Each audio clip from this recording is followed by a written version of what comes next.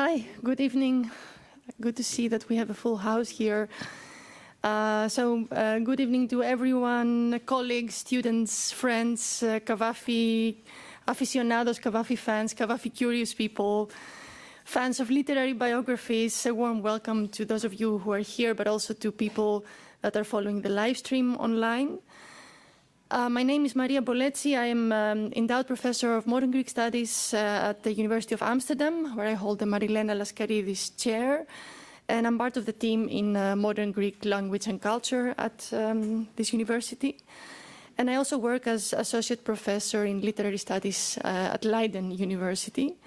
And I have the pleasure of moderating this event. So I will briefly, 10 minutes, 12 minutes maybe, introduce the topic of the discussion today as well as the two speakers. Before doing so, I'd like to thank the sponsors of this event, the Humanities Faculty of the University of Amsterdam, the Netherlands Research School for Literary Studies, the OSL, and the Dutch Society for Modern Greek Studies for making this event possible. Today we will talk about the craft of writing literary biographies. And as you all know, the springboard for this event and center of our discussion is the recent publication of Alexandrian Sphinx, The Hidden Life of C.P. Cavafy by Farrar, Straus and Giroux, just came out in 2025, in August, I believe, co-authored by Gregory Jusdanis and Peter Jeffries. The book sheds new light on Constantine Cavafy, whose work has earned a central place not just in Greek literature, but also in world literature. Cavafy was a diasporic Greek poet, born in 1863 in Alexandria, and also died in 1933 again in Alexandria, in Egypt. He left us a canon of 154 poems, along with several dozen other poems that, he either repudiated or chose not to publish in his lifetime for different reasons, or left unfinished in different versions. Cavafy was also a homosexual poet whose sexuality became increasingly and daringly manifest in his poetry.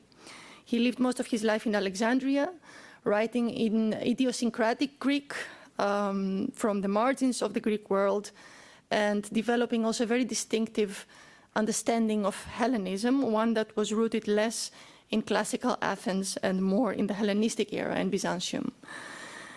Though many Greek critics of his time received his work rather dismissively, he is now regarded as the most important modern Greek poet and also a prominent figure in world literature. And his work has inspired generations of readers and admirers. His admirers include the likes of W.H. Auden, E.M. Forster, and David Hockney, among many others. So few other modern poets, I would dare say, have laid a stronger claim on our present than Cavafy. So as Jusdanis and Jeffries write in their biography, that's a central question, I think, in the whole project. How did a man who until middle age showed little promise or capacity for greatness, living in a provincial city and writing in a minor language, manage to create poetry that has captured the world? Now, this is a conundrum to which many Cavafy readers and critics have returned time and again. And Gregory Jusdanis, in fact, already engaged with this question before in a 2015 essay he wrote on Cavafy's global appeal, where he writes, as a sort of, I guess, an answer to this question, as a writer of the diaspora, Cavafy reflected considerably on the fate of individuals living away from their homelands. He composed frank and daring homoerotic verse decades ahead of other poets. While contemporaneous Greeks and other Europeans may have focused on the glories of Hellas, he turned his glance to the decay of Hellenic civilization. He filled those poems set in antiquity, but not those in modern Muslim Alexandria, with people of mixed ancestry, race, and religion. And he did this with the experimental strategies of modernism. So Jusdanis reads in Cavafy's appeal a certain prescience. He writes in that same essay, Cavafy was able to foresee the cultural and political milieu of the second half of the 20th century and the first decades of the 21st centuries. It is as if Cavafy had lived with us and with the benefit of time travel jumped back to the early 20th century to write about our time. And I look forward also to discussing how Jusdanis and Jeffries grapple with this question anew through the genre of the biography, and how their work also offers insight into the phenomenon of Cavafy's persistent relevance and the sense that he is writing about us or about our time. Cavafy is also the best known, most beloved modern Greek poet in the Netherlands. I think also the audience, the size of the audience kind of proves that tonight. And we owe his circulation in this country to the work of remarkable translators. Gerard Hendrik Blanken was the first translator, devoting much of his life to translating Cavafy and introducing his poetry to the Dutch letters.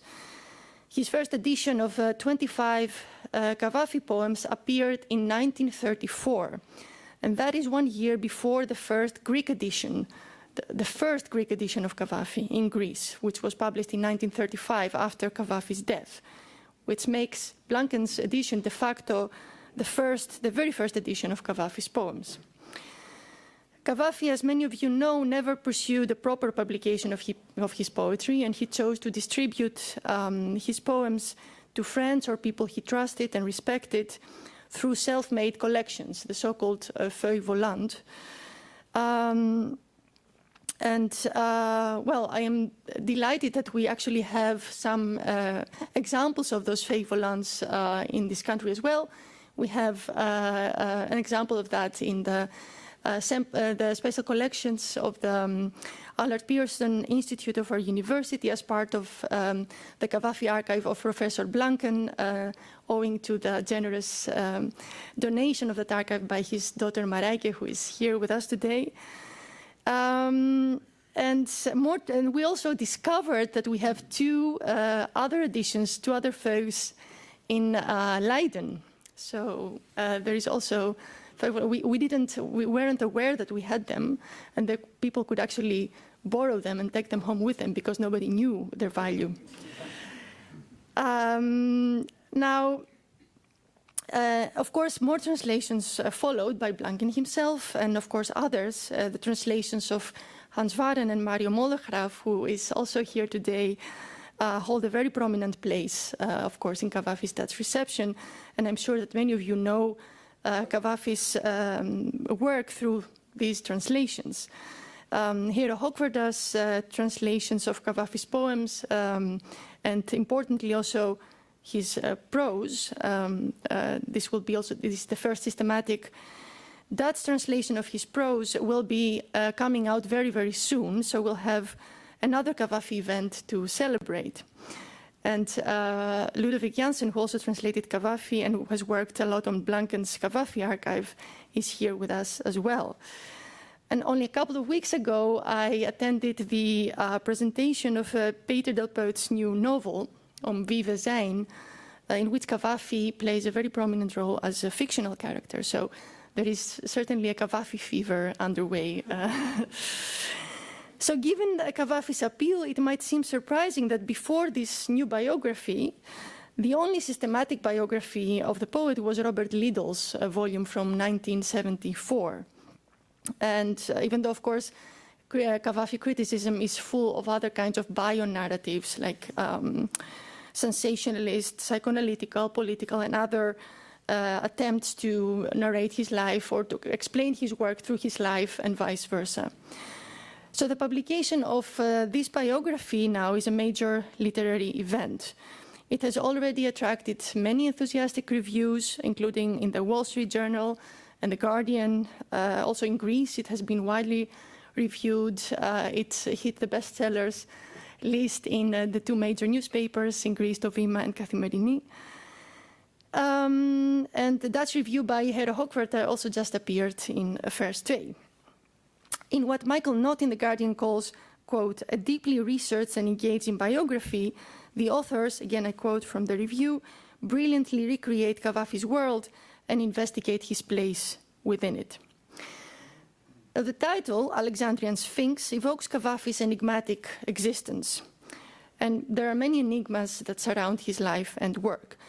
Among them are the ways in which he both concealed but also very daringly expressed his homosexuality, but also the enigma of how a poet who never published a book in his lifetime, who even declined very attractive offers to do so, even by Hogarth Press, run by Leonard and Virginia Woolf, managed to gain, in the author's words, a global audience he could never have imagined. So the thrills and the challenges of narrating Cavafy's life are substantial, and they have also led his biographers to make some unconventional choices, most notably structuring the book thematically, but I will let Gregory Jusdanis, the co-author of the biography, to speak about these choices himself. So let me introduce the speakers and then give the word to Gregory. Gregory Jusdanis is a humanities distinguished professor at Ohio State University, where he has taught modern Greek and comparative literature since 1987.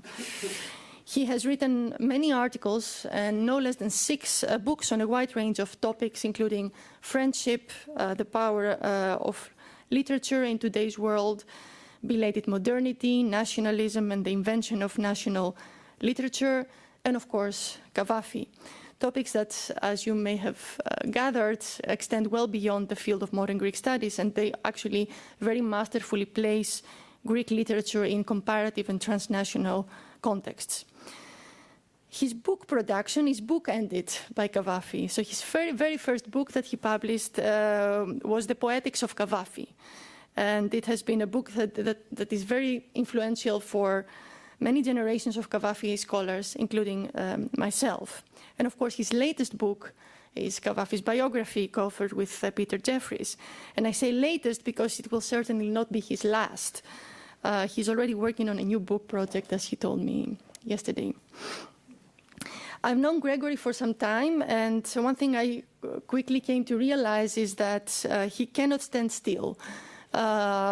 Intellectually, as is reflected in the impressive breadth of his work, and literally because he really loves to travel and to move. So almost every time we exchange an email, he would write from a different place.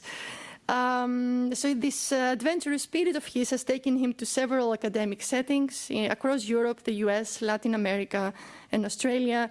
He's been a visiting scholar, for example, in Buenos Aires, and Rosario, Argentina, at the University of Michigan, and at the American School of Classical Studies in Athens, among other places.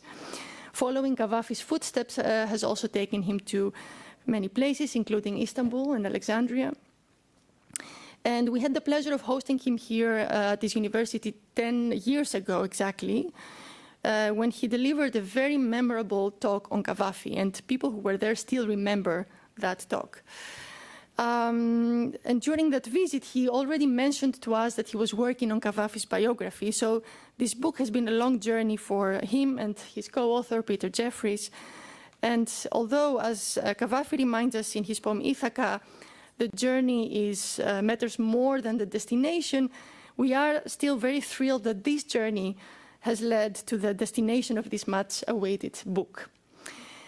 Our discussion today will not only focus on Cavafy and his biography. We will also explore the craft of biography writing more broadly, the choices that biographers face, the strategies they develop when dealing with ambiguities, fragments, or gaps in the archive, or conflicting perspectives.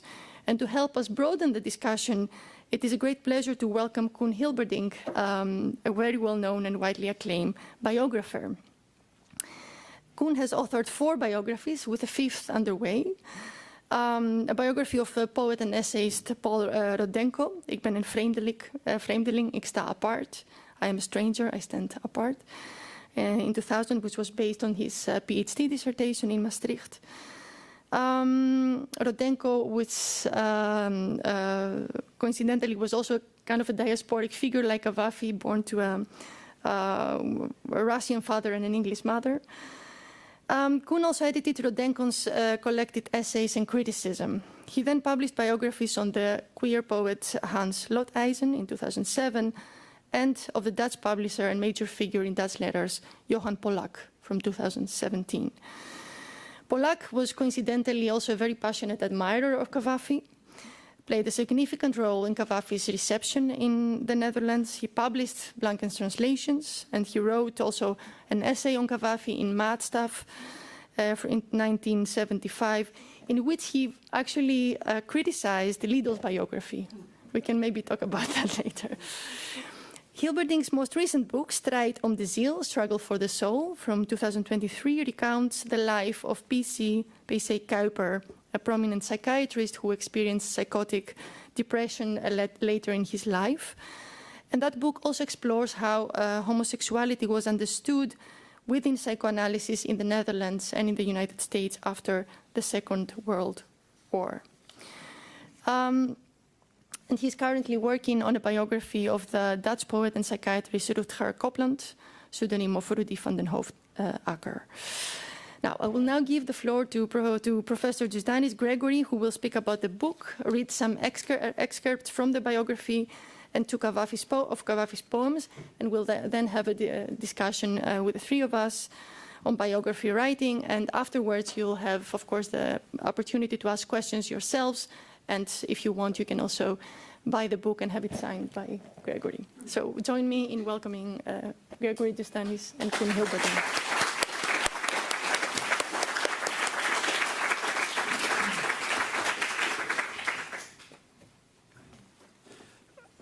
Thank you very much to all of you for coming. I'm really moved and honored that you've all come this Friday afternoon.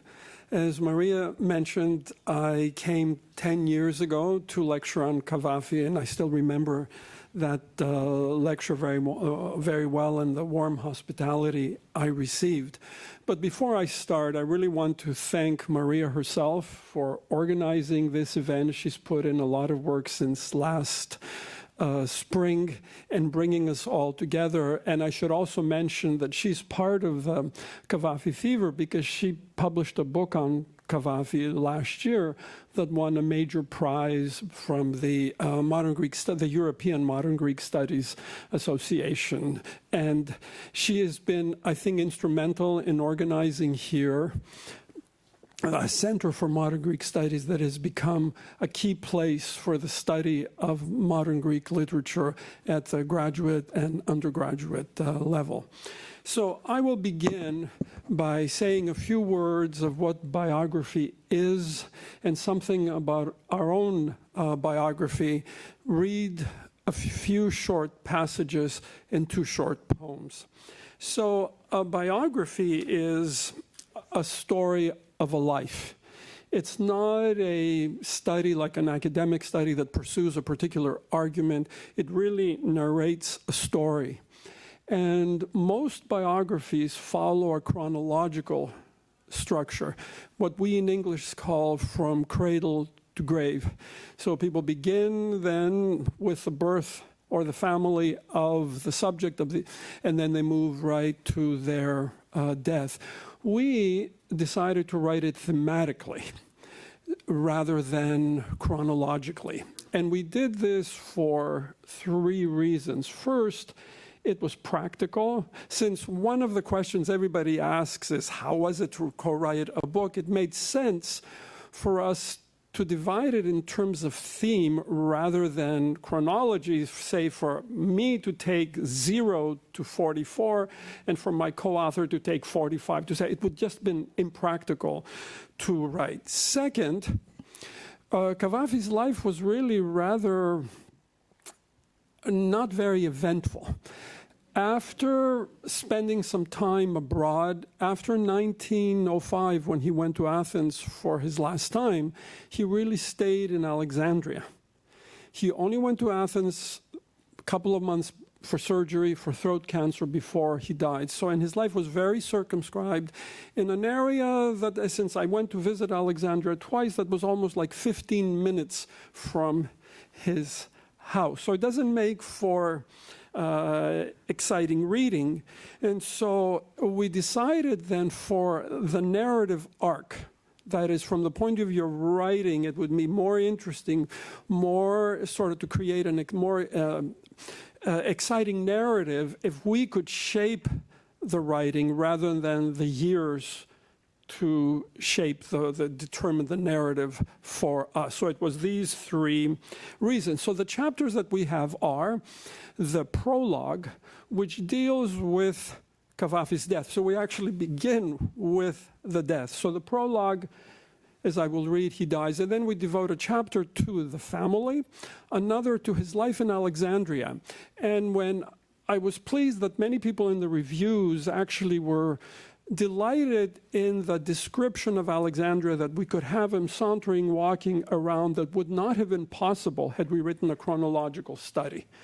It was because we could write about Alexandria that we could devote the whole chapter to his life in Alexandria in various ages. The third was devoted to his friends, the friends from his childhood, the friends then from adolescence, and then the fewer and fewer friends, as I will explain, from his adult life.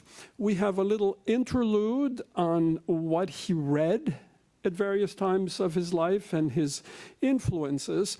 And then we discuss the poetry itself, the poetry he wrote as a youth, and how around middle age he made a decision that must be sort of unthinkable and devastating for writers. He rejected almost everything that he had written as trash, and started and discovered a new style, a new way of doing poetry. Had he not done this, you would not be here today. There would be no biography. No one would be discussing Cavafy. We end, with a discussion then how he became famous. As I sort of wrote in an article in the Greek newspaper Tovima, Cavafy really became viral before the concept of virality. And it was the way that he pursued fame, and I don't have much time to talk about it now, one-to-one, and the way that he influenced others, the way that he created little disciples that would spread the message. We explore that there. And we end then with the epilogue, where the epilogue deals with the memorial service. And the memorial service then deals with all the speeches, the telegraph, the letters that were given after his death, because that was the moment when the man Cavafy became the man sort of Constantine became Cavafy, the poet. So that is the book. Now, let me tell you something about the limitations of sort of the genre of biography. And sort of biography stands in between what is sort of analytical, discursive writing, when we're trying to prove something, and fiction and storytelling. But biography tells a story, but it's really bound by facts, by reality. You cannot make conjectures, you cannot make up facts. And that's where I think we reach the limit of biography for two reasons. One, and this is what really sort of shocked me when I came to write the biography, is how relatively little we have information about Cavafy's life. In fact, I would say that we have more information on sort of the German thinker, traveler, and scientist Alexander von Humboldt, who dates our 1769 and 1859, a century beforehand than we do of Cavafy. Almost all the letters he sent to others have disappeared. He kept everything. So we have very few letters. Most of the family possessions were sold out. Here was when Cavafy was born, he was born to one of the richest families of the Middle East. And his niece, Harikle Valieri, who took his mother's name, had to sell all her jewelry, her grandmother's jewelry, and all her heirlooms in order to survive. And she died a pauper on the island of Mytilene. That's sort of the family story. So we have very, very little information. And even when we compare it, say, to his contemporaries, Paul Gauguin, the painter, 1848, 1903. I read this beautiful biography that came out. And there the biographer was able to trace information on how Gauguin's mother left then France and went all the way to Valparaiso in Chile and back. His travels to the Caribbean, his travels then to the South Pacific, in great detail. All the correspondence seems to have survived. And then when we compare to another more recent biography of the American poet Gertrude Stein, and the dates here are 1874 to 1941, so roughly contemporary. Again, a wealth of information that is left behind, and including the last example of Pessoa, the Portuguese poet, 1888 to 35. And 3 or 4 years ago, there was a massive biography, about 1,000 pages, which, thank goodness, we did not try to recreate because we didn't have the material. And there the biographer was able to describe sort of, not that that's that interesting, sort of the buttons that Pessoa wore and the trip he took from Lisbon to South Africa. So the one part then is the lack of information.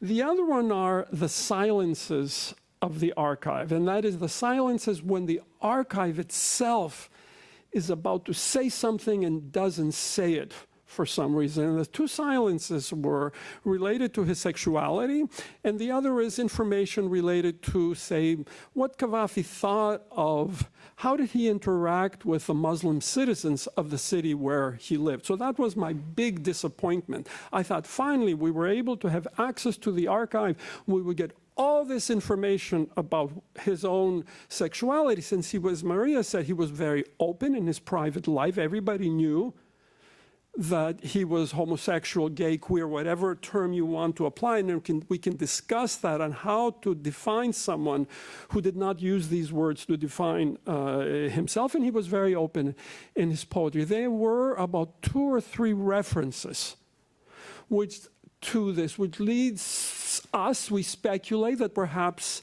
somebody tampered with a biography. That often happens. For example, Wilfred Owen, the great British World War I poet who was homosexual, gay, queer, his brother routinely removed incriminating evidence from the archive. So that's number one. Number two, there was very little information on his interaction with the fellow sort of Muslim citizens, the people that lived in Alexandria.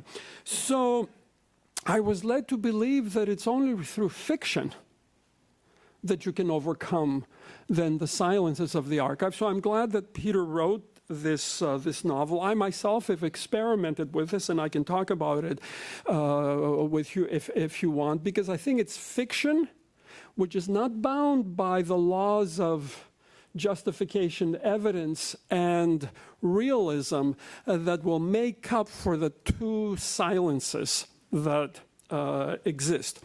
So finally, before I get to the readings, perhaps people may ask then, what is it, the value of a biography? In fact, somebody asked me, I was at Oxford 3 days ago, and somebody asked, would the presence of a biography influence the readings of the poems?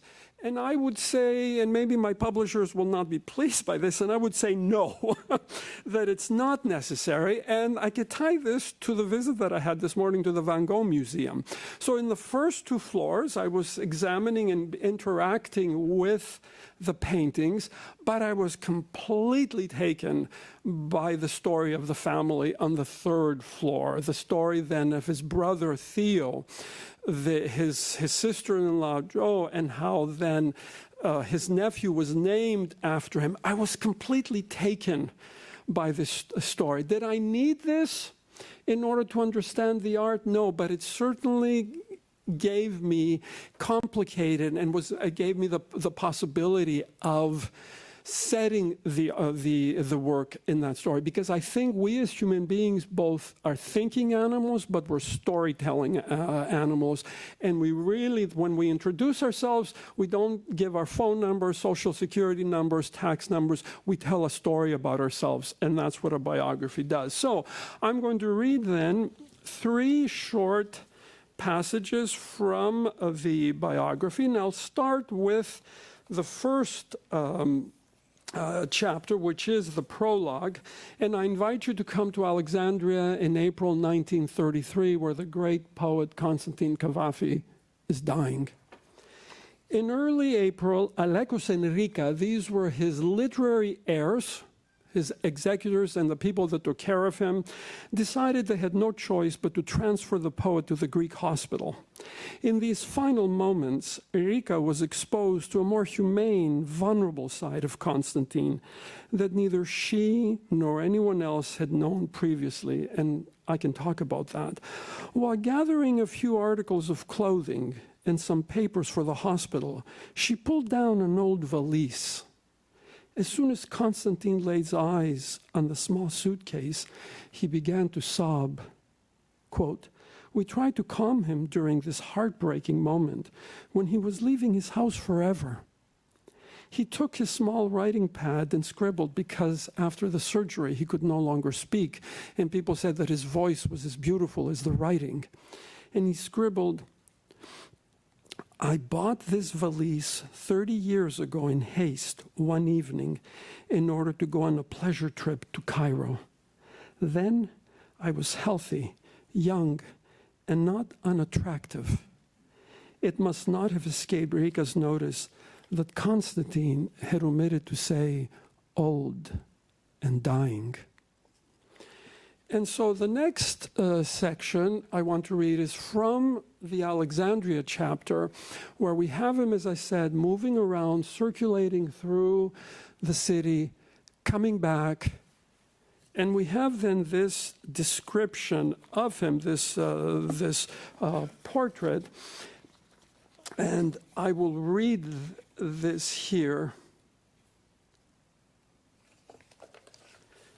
It's about the apartment and the portrait. No one left the apartment. I should say that the apartment had become a place of pilgrimage for any Greek or foreign intellectual poets. No one left the apartment unaffected. So overwhelmed was Myrtiotissa, a Greek poet, by her encounter with the poet, that upon exiting the flat and returning to the grit and clamor of Alexandria, she began to doubt whether she had actually spoken to him. When her companion Nikos Elitas asked for her impressions, she responded by questioning whether she had indeed beheld the poet, experiencing in the apartment a cognitive dissonance. "I'm not sure that I actually saw and heard the man," she said, and then added, "Are you sure we can see him again?" As soon as she set foot on Rue Lepsius, the street, however, the artistic illusion of the apartment dissipated, but on the way back to the hotel, she sensed the poet's form, quote, with his large eyes pursuing her. This is how Constantine looks on to the viewer in the now iconic portrait of 1929. He wears a striped, dark, three-piece suit, a white shirt, a silk tie, a handkerchief in his breast pocket, and he rests his left arm on the sofa, revealing a costly cufflink. Behind him hangs an antique, slightly tattered 19th century Chinese tapestry. The tapestry, along with his silk tie, starched shirt, and finely tailored suit, convey the aura of 19th century aestheticism.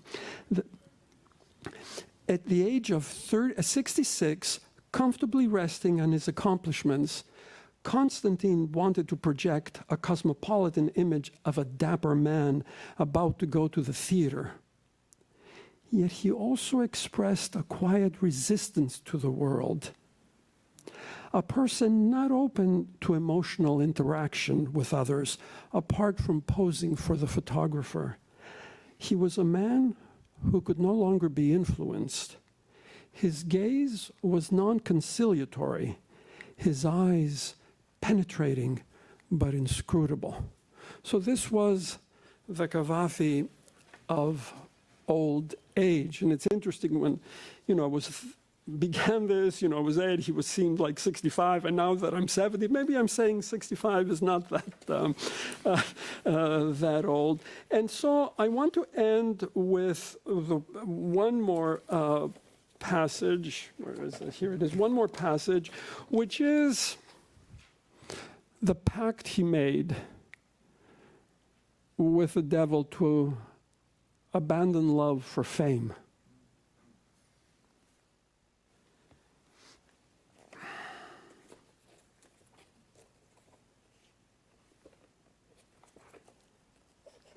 Here it is. After the period of emendation, that is when he began rethinking, revising himself and his poetry, Constantine seems either to have given up on the possibility of love or sacrificed it in his mission to create great literature. In the high-stakes game of poetic glory, he risked it all. Charming, open to conversation, and eager to perform, while emotionally he seemed to many like an empty shell. For this reason, people came to believe that Cavafy the poet had no existence outside his writing, his life being, quote, his best poem, or that he had turned his life into art.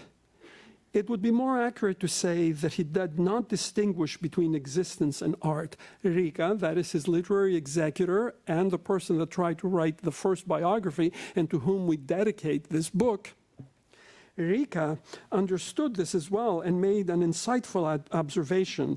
As a young man facing the pressures of life, Constantine turned to pleasure for happiness and for redemption. Later, when his work was established and when he found his own way, he discovered salvation in art. And that is, from then on, if he faced disappointments, obstacles, he could say, at least I'm an artist, and art will really save me. And I was reminded of this that in the Van Gogh Museum when he said, it's art that will cure me from my illness and from my madness.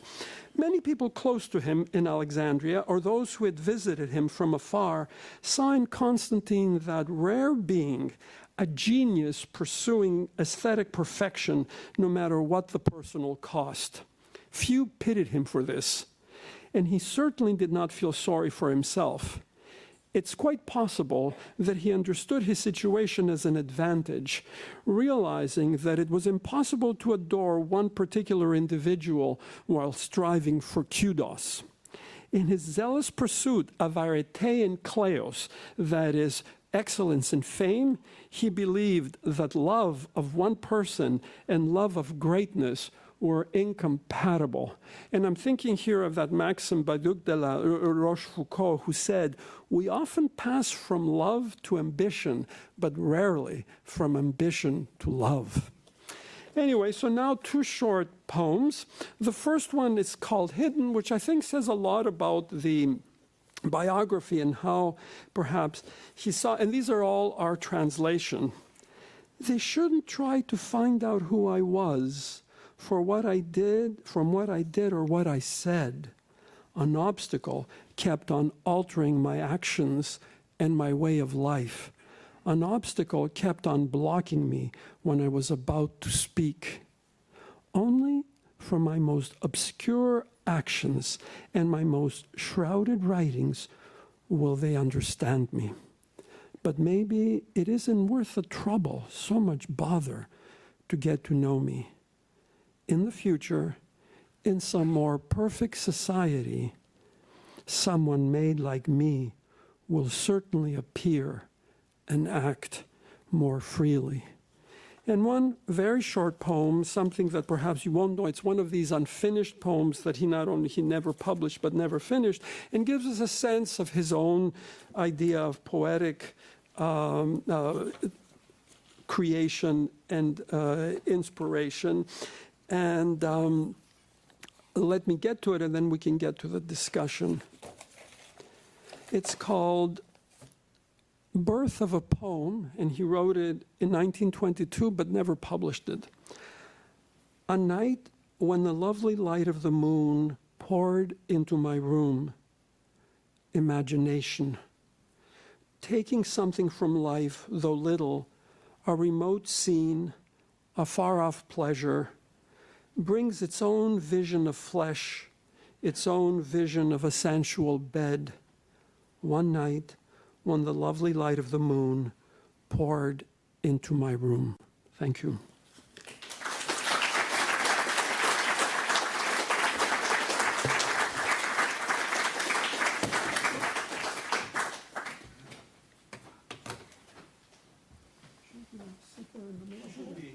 You go in the middle, of course. Okay. Yeah. Okay. You wrote a beautiful book, so you have to. All right. Checking if yes, it works. Thank you, Gregory, for this lovely reading an introduction to the project. Can you hear me? Yeah, is it? Yeah. Closer to your mouth, yeah. So before we start our discussion, I want to briefly acknowledge that because this event was also advertised through the Netherlands Research School for Literary Studies, we had research master students across the country who registered for the event send us questions based on the material from the biography that they received in advance. I just wanted to acknowledge that, and because we, of course, cannot address all of these questions here due to time constraints, I have distilled also with Gregory's help, who read all these questions, the main issues that emerged from them so that we can hopefully integrate some of them, at least, in the discussion. And these issues, just to summarize them very briefly, have to do with, first of all, with how silences, gaps, or ambiguities in an author's archive force biographers to resort to, partly to resort to the tools of fiction or speculation, or as one student put it, to critical fabulation, to what extent this is inevitable in biography writing. Other questions had to do with methods, but also the choices of structure, the thematic versus the chronological. The ethics of biography writing, so to what extent does a biographer feel the need to also respect the wishes of the subject they are writing about, questions of discretion, privacy, and also the relation between an author's literary work and how it informs the biographical method. So to what extent does the literary work, or the poems in this case, to what extent are they used as sources for understanding Cavafy's life? So maybe to start with one of these threads, Gregory, you and Jeffries write in the biography that Constantine was the man who recklessly risked it all and won, referring to his refusal to pursue a proper publication and his choice to just circulate his poems in small pamphlets, kind of reminding us of a secret bar that becomes popular and famous just because it remains hidden or secret. So I want to ask about the risks that you took in writing this biography, your motivation for taking them, and whether you feel they have paid off. And I'm thinking of elements such as the thematic structuring that you already discussed. I was wondering, for example, in relation to that, whether that thematic approach maybe complicates or even criticizes the evolutionary narrative that is very dominant in Cavafy criticism about Cavafy's work, from the immature first production to the more kind of mature, serious production, which is a linear sort of narrative. And whether you think that method makes a bigger demand on readers, especially readers who didn't know Cavafy that well. So maybe start with that. Yes. Can everybody hear me? Yeah, I would say there are always pros and cons with any method. And there are two dangers of doing the thematic approach are exactly, it is much more demanding on the reader, and it presupposes some knowledge from the reader, because you're not going to get the information gradually. You're just thrown into the funeral, the death scene, and then you get information on the family. We do have some information charts about people beforehand, before, in the beginning and at the end of the biography, but that's definitely one of the risks. The other risks is one of repetition. And Maria kindly read a very early version of this, and she saw there was a repetition. This is also the risk of having two people writing together, the sense of repetition. But we were lucky that we had, our editor, Jonathan Galassi, who's one of the most influential and celebrated living editors in American publishing, and he just completely just insisted there'd be no repetition. So that was, I think, the two risks. And then the other risk, of course, in taking this more unorthodox approach is I'm wondering whether that might have sort of caused my difficulty in finding an agent. So just to explain, in US publishing, you cannot publish with a commercial press unless it's represented by an agent. No commercial press is going to see a manuscript that's unagented. And I'm glad you're sitting down when I have to tell you that I went through 66 agents. 66 agents who either refused to write to me or they just felt it wouldn't work. And I'm just wondering whether the thematic might have spooked. I never thought of that until now. That could have been, yeah. Now, question for Koen. Considering, Gregory explained why this thematic structuring was chosen partly because of the peculiarities of Cavafy's life and archive. So I was wondering, you've written more than one biography, so I was wondering to what extent do the specificities of an author's life or an archive determine your method and mode of narrating? Yeah. Well, first I have to confess something, because the first biography I wrote on Paolo Denko, I tried to do it thematically, but I didn't succeed. I thought, well, I will do, it was my first book, I said, I will do it completely different from all the people. But it was so complicated, so I'm very impressed by your work, because you have a, well, helicopter view that's very necessary. So I think it's more complicated to make a thematic book. I tried to do it with Paolo Denko. I thought, well, maybe interesting, one chapter on political view, child of an immigrant, but I didn't succeed. And second is a personal one too, is that I'm a storyteller. I am very interested in live events. So the chronological way is more how I can work, yeah. And I really mean it, Gregory, not because you're sitting here. It's more complicated if you do it this way. And there was this morning was in NRC a review on Zwaag. Joost Zwageman is a famous Dutch prose writer, poet too. And it was also thematically, and the reviewer, Arjen Fortuyn, said it was too much repeat, too much, and that's always one of the risks, of course, yeah. Yeah. Right. Another question I had also while rereading the final product of the biography has to do with the aim or the question of coherence. So one's life narrative is never coherent. Coherence is something that we impose retrospectively by telling the story of our life or other people's lives. And it struck me in your account of, in Jeffrey's account of Cavafy's life, that you allowed some of the contradictions, many of the contradictions that marked his life to remain present. So you don't really try to reconcile them or to kind of gloss over them. So a question to you, but also to Koen. How do you deal with contradictions in the lives of the authors you have explored? And do you feel that, well, if coherence is not an aim in biography writing, then what is? So the main question, I guess, is what constitutes for you a good literary biography? What should it accomplish? Right, thank you. I think that's an excellent question. And I think, you know, I never thought I would write a biography. My colleague Peter Jeffries invited me. So I thought, what is it that I would look? And I would say insight into the person.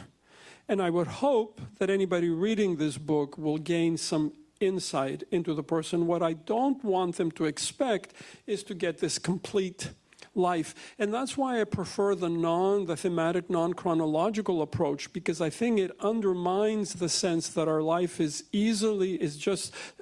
complete. It follows this trajectory that is under our control. And the second, from the beginning, I felt that a biography had to include the contradiction, since all of us in this room is made up of contradictions. So therefore, even though that makes the writing harder, even though some people may accuse the authors of being inconsistent because you're saying this at one time and you're saying that at another time, but that's true, as I said, of our life, and we did not want to write a hagiography. Now, this is what's also interesting, because what comes out in the book is that Cavafy was so self-interested in his own work, in using other people, particularly young men, to make them into disciples and ask them, motivate them to spread the words of the master. When people hear of this, they say, oh my gosh, we're just so disenchanted. Like, why did you have to say this? And I remember just having discussions in Toronto and Atlanta where people were just really disappointed in having learned this because they had this ideal over there. But I feel the biography is what we say, warts and all. I don't know if that makes you, that means you bring out everything. And it's just not, to use a Greek word, a hagiography. Yeah. Well, it's a very interesting point. I think you have to respect mystery. Mystery of life and mystery of poetry. And that's very difficult to keep that in your book. I know there are a lot of contradictions in my own life and also in the life of the people I wrote a biography on. But when you start, you always want to have it a whole story, and you think, oh, okay, I can make it complete, and that's why I'm very psychological interested, and I am very interested in Freud and what he's thinking. But it is a big danger that you say that you use that all kind of labels to make the story complete. Another thing is poetry. Maybe we can discuss on that later. If you write a biography on a poet, you have to keep the mystery of that poetry. You don't have to give a key so people can say, oh, now I understand. That's why, that's a challenge. Yeah, it's a balancing act that doesn't seem easy. Yeah. Does this also, this aim of, preserving some of the mysteries and enigmas of an author's life, does it relate to the ethics of biography writing, or is it more of let's say a strategy to keep the readers interested or to make the biography more exciting, or does it also relate to partly to an author's wishes perhaps to keep some things unrevealed, private, concealed? Yeah. Well, I think it's important that you have an audience, so you have to take care of that audience. And I can write a book and I can think, oh, it's so interesting, but you always have to find, how do I say that, points that you can say you can relate it to actuality, that you think, okay, that's very interesting for the audience nowadays. And I think that's very important that you keep that in mind. And what the second part of your question was that? Yeah, about the how do you go about the ethics of biography writing in the sense of respecting some of the wishes of the author in terms of what can be kept private, should be kept private or not? I think it's very important. I learned a lot of doctors who they hear everything, and as a biographer you see everything, and you read everything. I had the honor to write a biography on Johann Polak, and there is an archive, and there are people still alive, and you know all kind of things, but you have your ethics. And that's very important. Even now I'm writing on Rutger Copland. It's very important that you keep in mind what the family thinks, what friends think. But if it hurts the story, then it's a problem. So that's also balancing. Yeah, part of the balance. But it's very important that you are ethical as a biographer. You can't put everything on the paper. Right. I would say that you really owe it to the audience, to the readers. Now, especially since our subject, Cavafy, died in 1933. So I think it's really important just to make the story interesting and readable. So I'm of the opinion that we bring the subject to the readers. And I felt that my duty was to truth, in quotation marks, and that is, I wanted to write about what I saw, and I didn't know what his intentions were about the biography. The fact that he kept everything from entrance to museums, train tickets, and recipes indicates that he wanted someone to write his biography. Yeah, besides, in the case of Cavafy, his whole archive is freely accessible through the digitization of the archive by the Onassis Archive. So basically, it's Anybody can see it. yeah, anybody can see it indeed. You spoke about truth within quotation marks. And I remember reading your biography of Pese Kuiper, Koen, that you mentioned in the preface that your aim is to remain as honest, I think, and as truthful as possible. Eerlijk, I think, is the word that you use. I was wondering, what does honesty or truth mean in the genre of biography writing for you, and whether that kind of honesty or truthfulness was also part of the principles that you followed? Well, for me, since Cavafy was also my own idol, so I was born in Greece, my family left Greece and went to Canada. So my professor introduced me to him. So he was like, for me, this first major Greek author that I read when I went to university.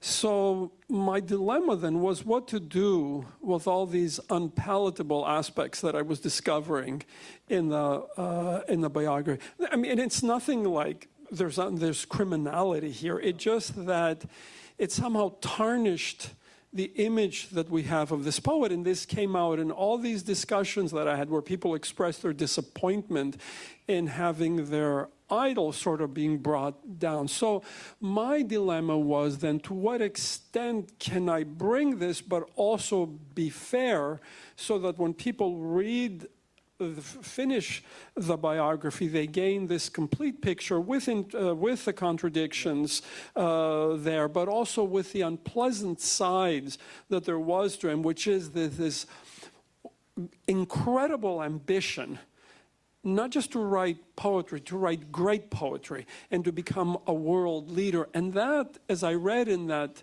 passage, necessitated that he put love and all these other factors that we think are important in life, he had to put them aside. He had this overriding then ambition for greatness. Yes, you read it in my book on Pese Kuiper, the honesty, and that's for me very important, that honesty but not judging. So you have to show, not telling.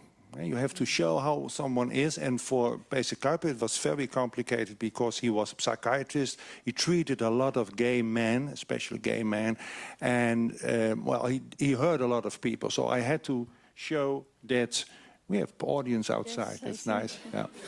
The honesty is that I can show that, but I didn't want to judge, because he was also a person in that time, and he was also restricted by his religion and so on and so on. But that's what I never want to judge, because I try to.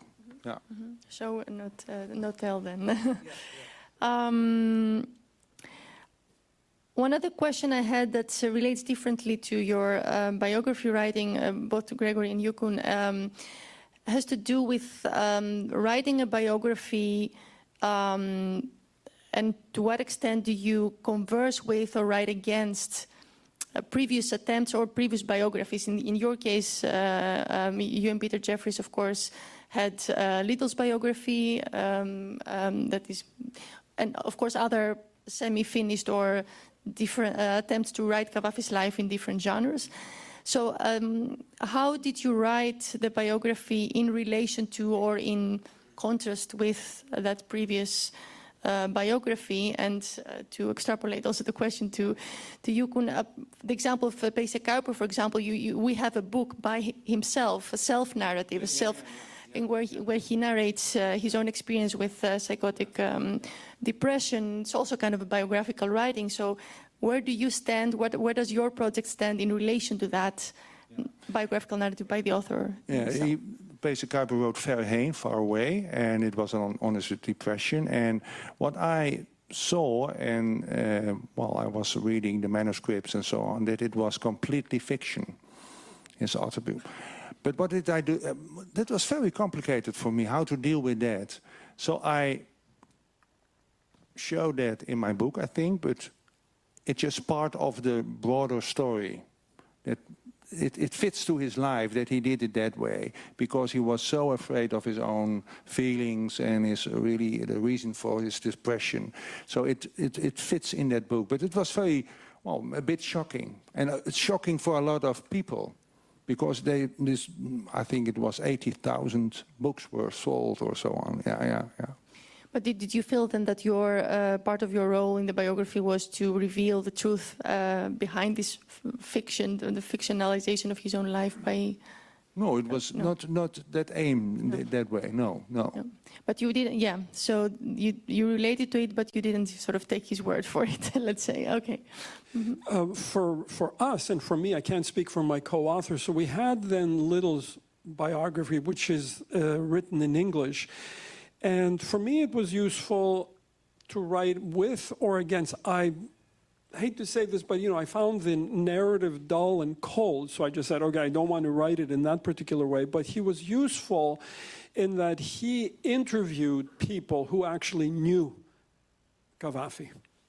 So he could rely on this.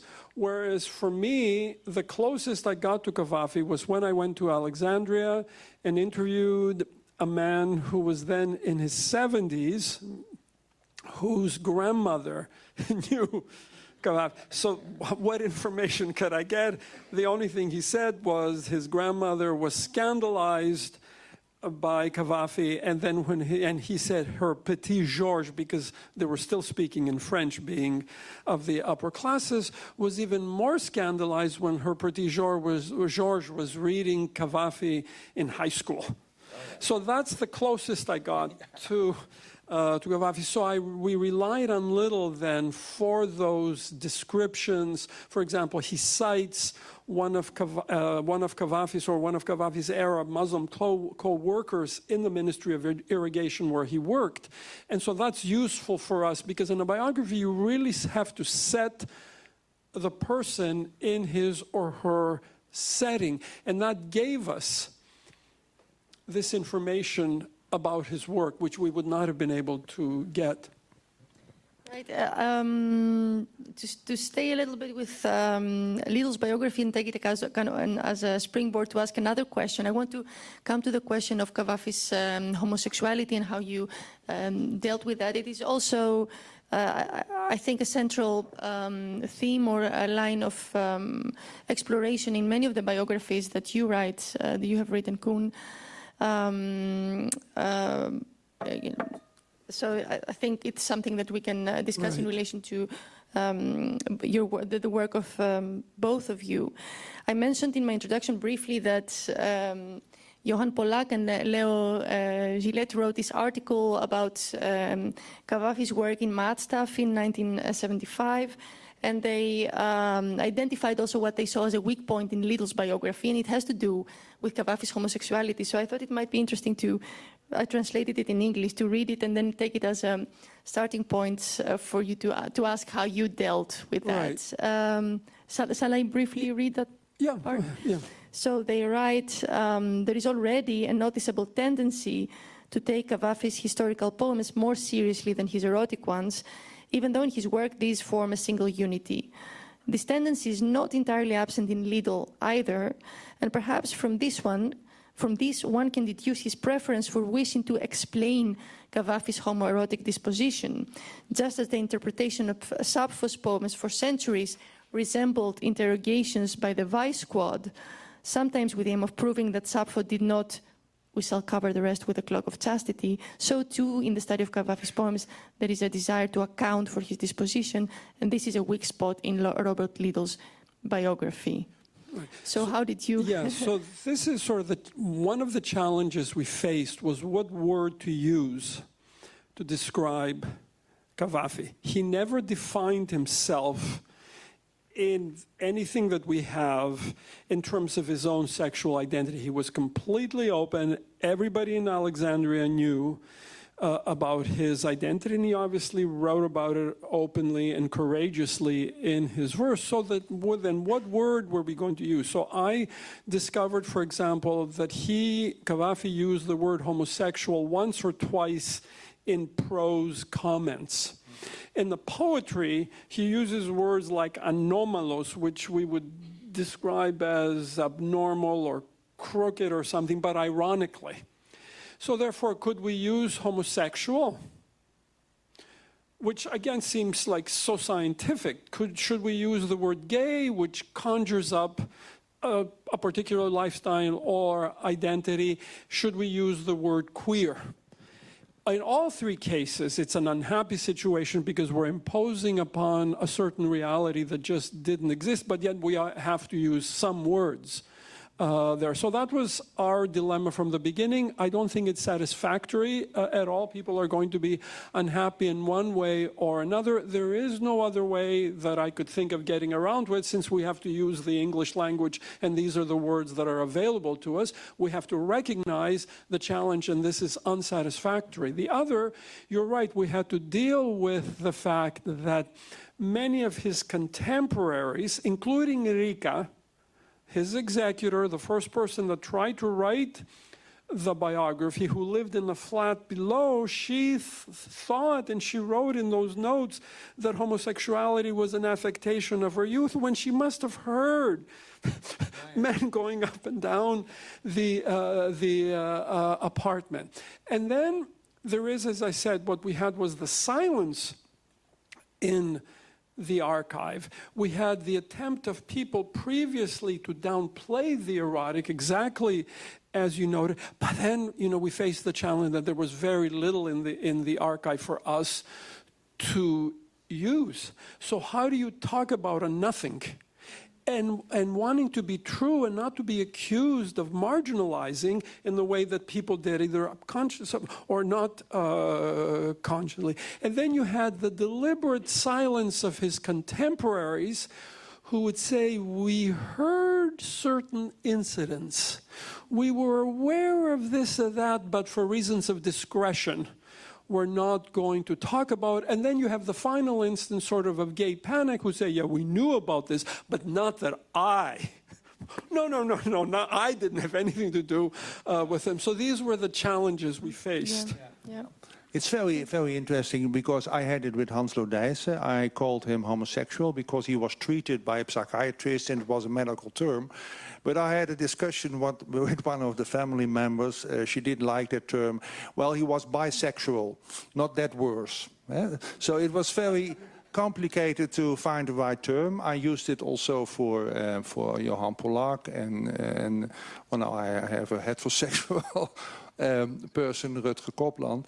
But it's complicated because you want to keep that mystery to a bit. You think it's fluid and life is fluid and we have the binary system. I don't like that at all. So if you can put that in your biography, that people are searching for their identity. But if it's a medical term, with Kuiper it was a really medical term. Everyone is bisexual, but it goes that way or that way, and if it goes that way, you have to treat it. So it was very medical. Right. Yeah. So in the medical context. Yeah. I want to come to a question that came up a lot also in the questions that we received from research master students, and that was already kind of partly touched upon, but perhaps we can deal with it a bit more systematically. The question of how biography writing might resort to the tools of fiction, especially when there are all these gaps or fragmentary records in the archive or silences. So to what extent did you feel that resorting to some form of, as one student calls it, citing Saidia Hartman's term, resorting to critical fabulation as a method of combining archival research with a more imaginative reconstruction in order to address those gaps and those silences? Well, composition is very important. I always, I can tell this, I always want to have a cliffhanger at the end of a chapter. That people think, well, we have to read further. So composition is one of the big problems also of a biography. How do you compose the book? But it's very important to use some literary things to make it a real story, and that people have to go on. There must be a theme, there must be a line that people think, okay, now I know, and I go further with a biographer to follow that story. So more in the ways that you are telling the story, but not so much in speculating or filling in the gaps. Also. So we had a lot more speculation in our manuscript, but our editor, Jonathan Galassi, if you're listening here, Jonathan, I'm sure you'll agree, he did not like any speculation. So, for example, in the chapter on Istanbul, since we know nothing about Cavafy's life in Istanbul, I read a lot of travelers' accounts. So I had Constantine leaving his house on the Bosphorus and basically following him on the route, coming to the ancient city of Constantinople, Istanbul, and following through. He said, no, we cannot have any speculation since we don't have this. It's impossible. I think it was easier to do in the Alexandria chapter since we had so much more information. But where I think the speculation worked well was in the epilogue, which is written almost from the point of view of Rika. It's almost like a short story from the point of view of Rika. And its genesis is sort of this, for me, was this apocalyptic moment that was in the archive. And I have to acknowledge here the help of Angeliki, who worked in the, would you like to raise your hand, Angeliki?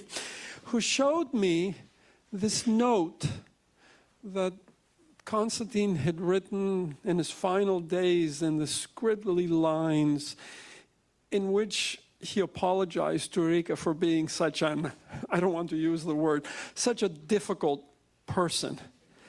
And I came home to the Airbnb and I tried to imagine in my mind how Rika, who devoted all her life to serving this man, who did so much for him practically and who promoted his reputation, who he never recognized that she was a poet, and he finally did in this note of vulnerability.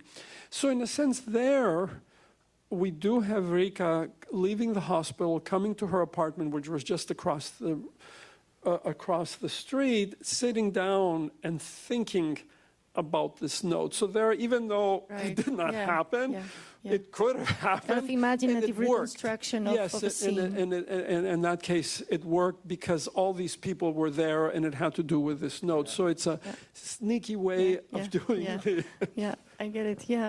I have... do you have No, it's okay, but I liked it because then it makes lively and it makes for a better narrative. Again, you know, they say in translation, what do? Do you bring the text to the reader, which means you make it more accessible, or do you bring the reader to the text, which means you remain true to the text and you don't care about whether the reader understands it or not? And I think the writing is, if you're writing a book for people, you're communicating something to them in the way that we're trying to do it right now. And you should do it in a way that's, I think, compelling and that people would like to read. I mean, I could ask 100 more questions, but I won't. I think it's also time to open it up to the audience. And if there is still more time at the end, I can ask some of my remaining questions.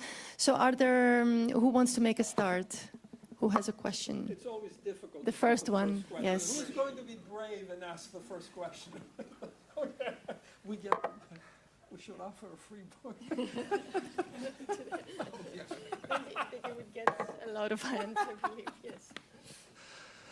So, Mr. Jusdanis, thank you for a marvelous book.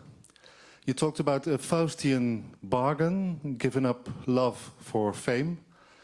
But if the love is homosexual love, couldn't that also have been somehow a strategic choice more than just a moral choice? Because the homosexual poems, I don't know if my impression is correct, they look at homosexual love in the past as something he did, something he remembers melancholically. Couldn't that have been a strategic choice? This is something I did in my past. I've left it behind. I write poems about it because somehow he realized that he could not be a great poet and a famous homosexual at the same time. That's very interesting, very perceptive. I think what I meant to say was that in his youth, he was a very tender, compassionate, loving friend and son. As the years went by, he came into this cold, self-interested person who was charming and personable, but really completely withdrawn into himself and rarely revealed himself to others. And what I meant to say then, that he gave up on the capacity to have a warm, intimate relationship, maybe because he thought it was impossible, but maybe because he also thought that would get in his way of fame. That what he really wanted to do after a while was really to become a great artist, a world artist. He didn't want anything interfering and intervening in that, which is in a sense a cold statement to make, but it's a wonderful insight into genius. And it's a wonderful insight into anybody, whether they are Musk or whether they are the president or prime minister of a country, and what people have to do to sacrifice personal life in order to gain that celebration. That's what I meant. Perhaps do you think that the fact that in his very last passport he wrote poet as profession is maybe proof precisely of this deal that he made, that this was the defining... That he was, and if you go to Alexandria to the cemetery, you can see that his profession is poet. But even in the memorial service, somebody said, which was such an unkind thing to say in a memorial service, that he was completely withdrawn and self-interested. Again, which is a nice thing to say, but that's the truth. But that shouldn't make us not like his poetry, just because we find out that he's not a kind person. Now that we've warmed up a bit, any more questions?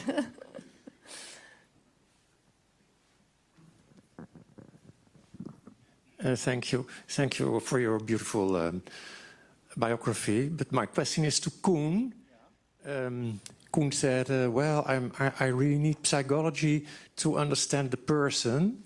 And my question is, to what degree is psychology sufficient to understand the person? Because most of these biographies or these persons are queer. It begins with Walt Whitman, of course, Jacob Israel de Haan.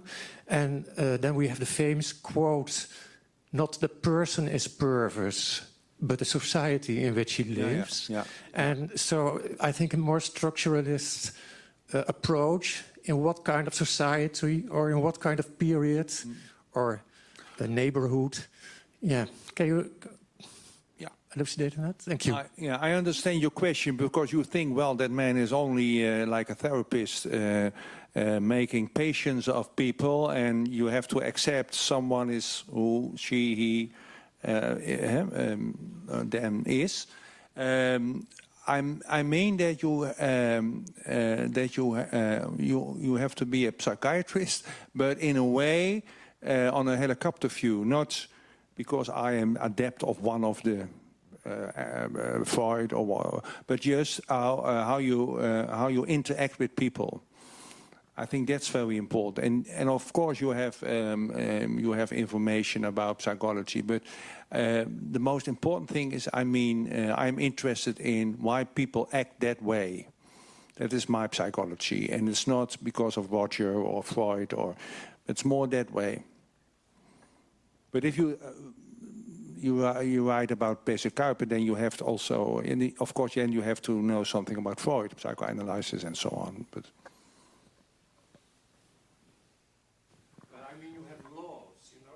De Haan, even Walt Whitman, they all were confronted with a society that was, of course, today we say heteronormative or all these kinds of words. And I don't know how that is about Mr. Cavafy, because he was so inward. But that's was Mr. Cavafy influenced by the Alexandrian society in which he lived, by the Muslims? You mentioned that example yourself, the sexual ethics of the Islam. How was he confronted with that? We tried and tried and tried. I wrote to colleagues in Islamic studies and Turkish studies, and there's just very little information.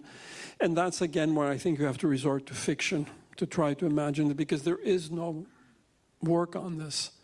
There's no work on, like, who his partners could have been. Were they straight?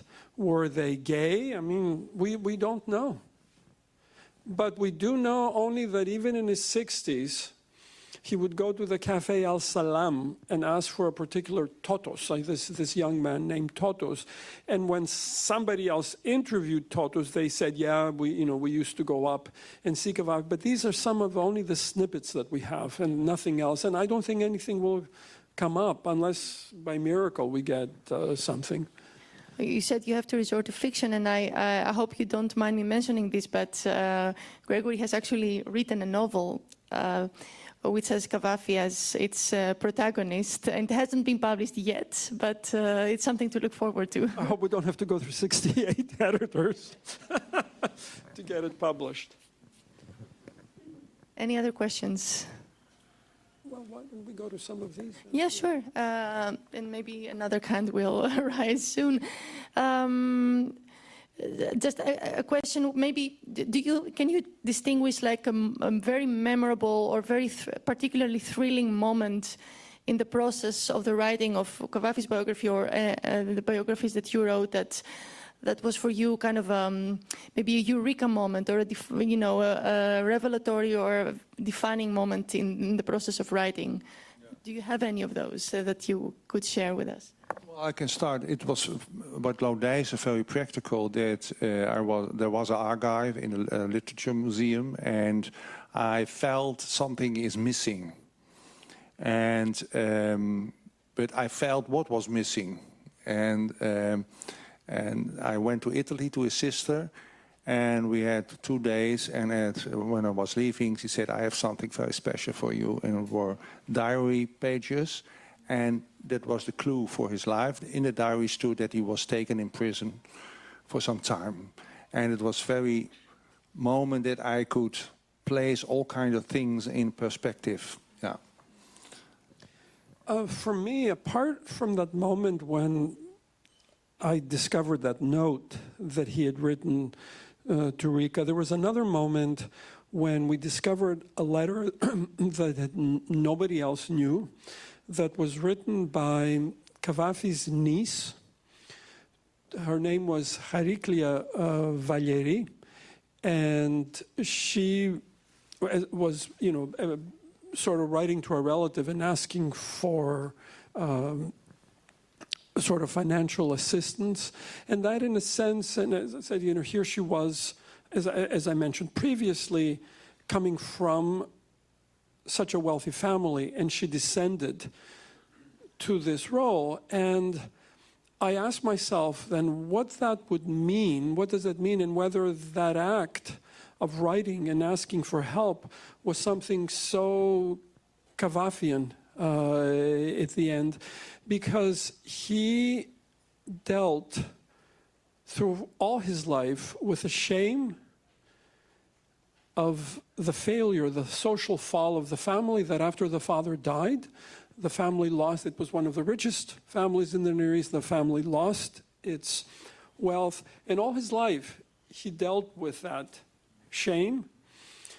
And I think that sort of, if we can say, influenced his poetry, because he tried to see that connection between the family's fall and the fall and decay of Hellenism, because one of his greatest points of originality was that, unlike what people were doing in Greece and Europe, people were writing poems celebrating the glories of Greece, which was 5th century Athens, the Parthenon, Pericles, all the names that we're familiar with as the glory of Greece.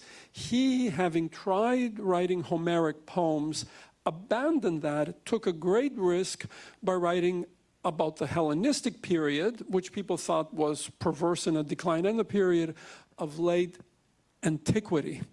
And I think he did that in order to say something original, but I think he connected it to his own life. So therefore, that letter that his niece had written, which is the last document, she was the last Cavafy, and it's the last document that we have by a member of the Cavafy family, it was so central to his own vision and to his own poetry. And I would say these two, the letter and that the note. The Rica note, yeah, yeah.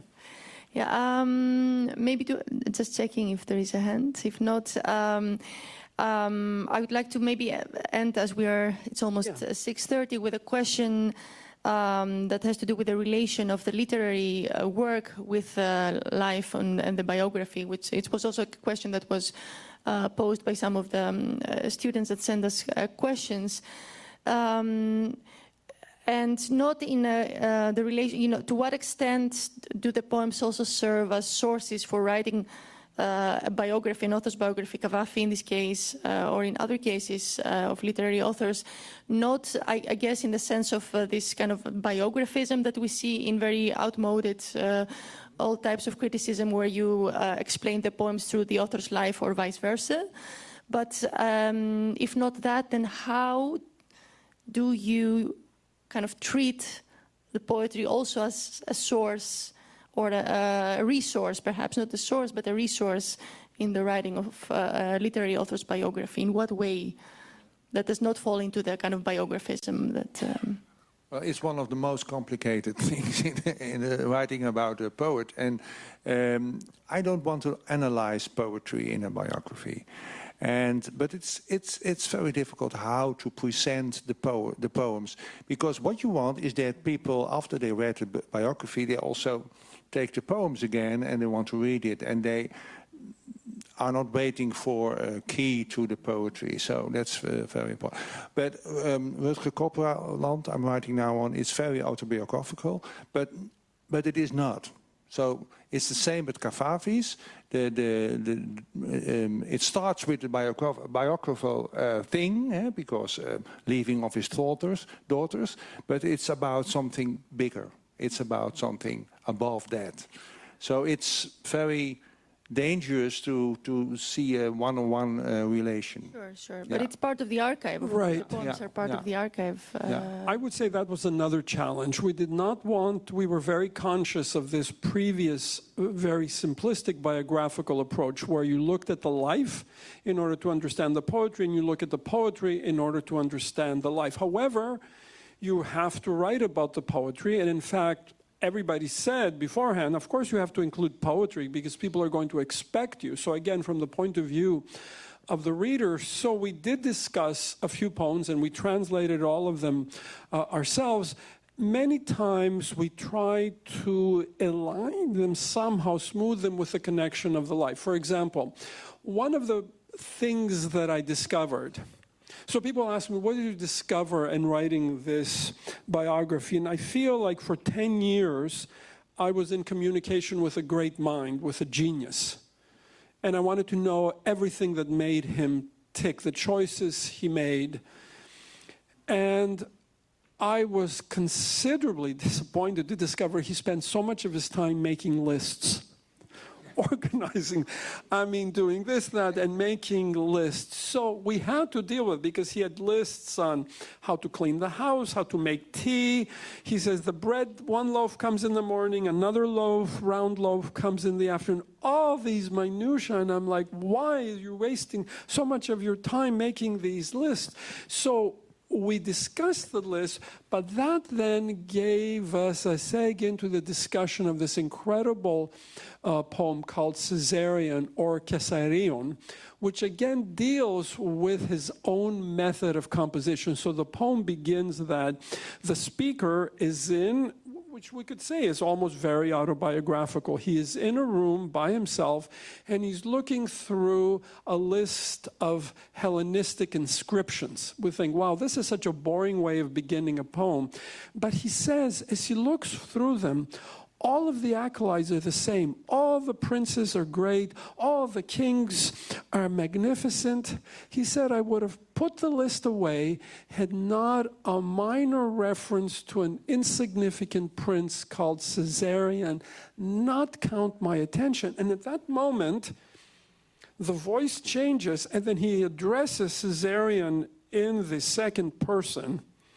He brings him back to life, and that was his talent, is to make history come alive.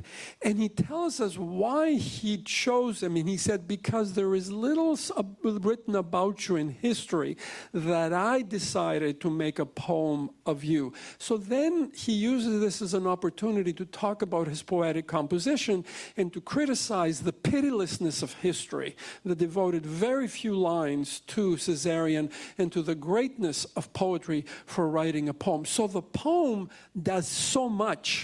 It tells us about his historical method, it tells us about his mode of composition, but it's related to this list of Hellenistic inscriptions that he was reading. So that was a good way of combining his penchant for lists and lists and making lists of lists to this great poem of his. Right, so it all started with a list. Yes. So this is kind of an ode to list making for those control freaks among us, including myself.